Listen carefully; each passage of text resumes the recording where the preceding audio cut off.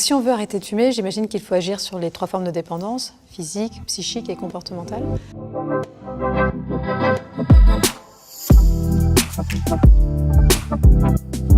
Exactement. Et d'ailleurs, dans l'ordre précis qui est d'évaluer et traiter la dépendance physique, et on va en général utiliser des substituts nicotiniques, même pour des très faibles dépendants, au moins ils auront des toutes petites doses de nicotine. La dépendance comportementale, où on évaluera bien les rites, les gestes, les automatismes, les moments où ils ont envie de fumer, pour trouver une alternative. Et bien sûr, en ce qui concerne la dépendance psychologique, ce qu'on appelle le plaisir, ou l'antidépresseur, un petit peu l'anxiolytique si vous voulez, on aura là une approche plus de recherche de compensation, un autre plaisir, une récompense. Alors moi j'ai souvent entendu dire que quand on voulait arrêter de fumer, il ne fallait pas s'arrêter d'un coup mais progressivement.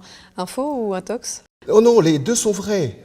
Dans ma pratique, j'ai toujours recommandé aux fumeurs d'abord de faire ce qu'ils voulaient, réduire ou arrêter d'un seul coup. Mais chez un fumeur qui a vraiment beaucoup fumé, qui fumait de très grosses quantités, très souvent on leur recommande de descendre à 15, 10 cigarettes par jour en s'aidant avec des substituts nicotiniques oraux.